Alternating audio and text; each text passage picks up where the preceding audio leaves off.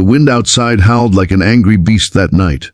Rain lashed against the cracked windows of the Rusted Wolf Bar, a forgotten biker joint tucked away on the edge of a sleepy Arizona town. Inside, the air was thick with smoke and the low hum of conversation between men who had seen too much of life to care about the next sunrise. The neon open sign flickered weakly, casting crimson shadows over tattooed faces and worn leather jackets. It was just another night, until the door slammed open. A small figure stumbled inside, a little girl no more than 7, drenched from head to toe. Her tiny pink backpack clung to her shoulders, soaked and sagging under the weight of the storm. Her big blue eyes were wide with terror, her lips trembling as she whispered, almost inaudibly, "Please, someone help me." The room froze. Conversations died mid-sentence. Cigarettes burned down forgotten. The only sound was the thunder outside. So hey everyone, before we dive deeper into this heart-gripping story, make sure to hit that like button, drop a comment, and subscribe to Soul Spark, because what you're about to hear will restore your faith in humanity in ways you didn't expect. A man named Jack Ryder, the bar owner and former leader of the Iron Vultures biker crew, was the first to move. He was a mountain of a man, gray beard, faded tattoos, and eyes that had seen too much violence to be easily moved. But something about the girl's trembling form made his chest tighten. Slowly, he crouched to her level. "What happened, kid?"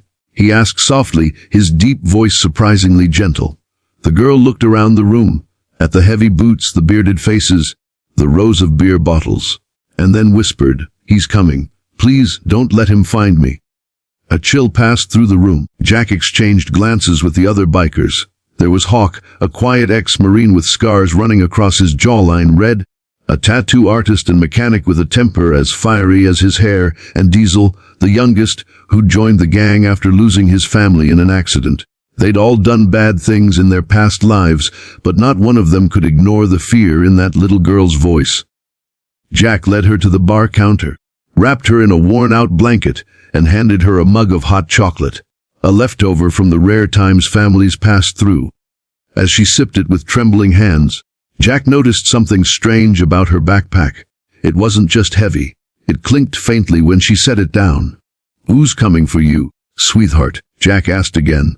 The girl looked down, her eyes brimming with tears. "My stepdad. He hurt my mom. He said if I told anyone he'd—" She stopped, sobbing uncontrollably. The men exchanged uneasy glances. Biker bars weren't made for moments like this. But Jack's instincts, the same ones that once kept him alive in outlaw turf wars, told him the girl was in real danger. Then, suddenly, the bar lights flickered again, and through the window, they saw the faint glare of headlights approaching fast. "Looks like we've got company," Hawk muttered, reaching for the baseball bat by the pool table. The girl shrank back, clutching her pink backpack tightly. Jack motioned for everyone to stay calm. The door burst open, and a tall, rugged man stepped in, dripping rain. His knuckles were bruised, his shirt smeared with mud, his eyes, cold, predatory, scanned the room until they landed on the girl. "There you are," he sneered. "You think you can just run off?" Jack stepped forward, blocking his path. "Kid says you hurt her mother," he said flatly. "That true?" The man laughed, a low, cruel sound. "You believe every story a brat tells you. She's my responsibility. Now move aside, old man." But Jack didn't move. Neither did the others. Diesel flicked his knife open with a click. Red's hands flexed near a wrench. The air thickened, electric, as thunder cracked outside. Jack's voice dropped to a dangerous calm. "You're not taking her anywhere." The stepfather's expression darkened. "You don't want trouble, pal." "Oh," Jack said, his lips curling into a grim smile. "I think we already found it." The bar exploded into chaos. The man lunged forward, but Hawk grabbed him from behind, slamming him against the counter. Bottles shattered. Diesel pulled the girl to safety while Red swung the wrench, sending the man crashing into a table. By the time it was over, the intruder was on the floor, gasping and bloody, his rage replaced by fear. Jack leaned over him, voice like gravel. "You call the cops on yourself, or I will. Either way, you're done hurting anyone again." The man spat blood and glared, but when Jack's crew surrounded him, he muttered something incoherent and stormed out into the rain. For a few moments, there was silence. Just the sound of the storm and the girl's shaky breathing. Jack crouched beside her again. "You're safe now, sweetheart. Nobody's gonna hurt you here." She nodded weakly, tears streaking her cheeks. Then, slowly, she unzipped her backpack. The men leaned in. Inside were a few drawings, a small teddy bear, and a blood-stained envelope. She looked up at Jack, her voice trembling. "Mum told me to take this," before she stopped moving. Jack's heart sank. He gently took the envelope, carefully opening it. Inside was a photograph, a woman with kind eyes holding the little girl on her lap, and a folded note.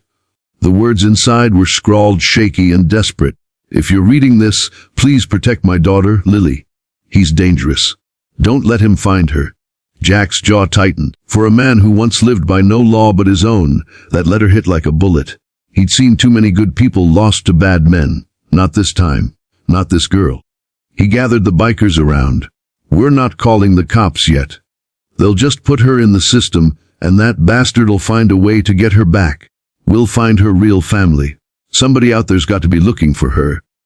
For the next few days, the Rusted Wolf transformed from a rough bar into something else entirely. Hawk fixed up a back room, turning it into a little bedroom with clean sheets and a lamp shaped like a moon. Diesel bought her coloring books and crayons. Red built her a wooden toy motorcycle, painted pink to match her backpack. Lily started smiling again. Her laughter, small and innocent, filled the air that once echoed with curses and engines. The bikers, men who'd spent years trying to drown their guilt in whiskey and noise, found themselves softened by her presence. But the past has a way of chasing you. A week later, as Jack was closing the bar, 2 unmarked cars pulled up. Men in suits stepped out, federal agents. They'd found the stepfather's body near a motel outside town, beaten to death. Jack's stomach sank. They questioned everyone, their tone sharp and cold. When they asked Lily what happened, she said quietly, "He came back. But the nice men kept me safe." The agents exchanged looks. They took her statement, inspected the bar, and finally left, leaving a warning.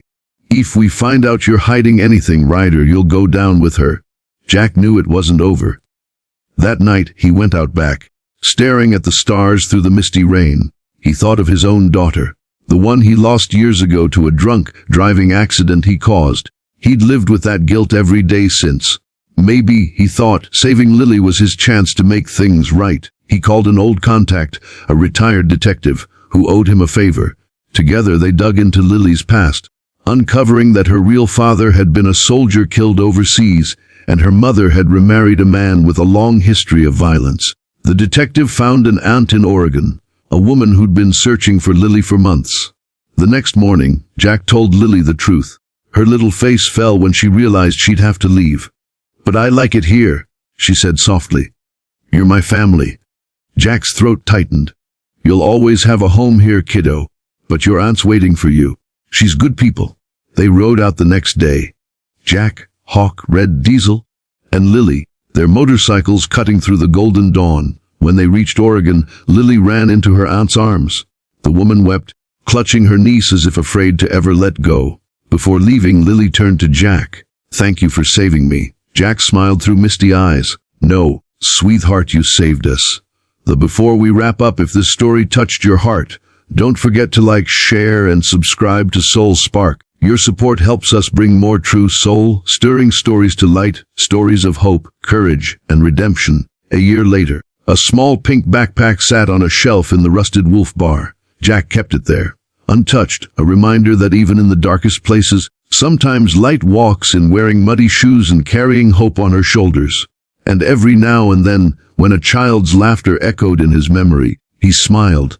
Because some angels don't have wings, they just have courage. No matter how lost you are, redemption finds its way through the smallest acts of kindness. Sometimes, saving someone else becomes the only way to truly save yourself.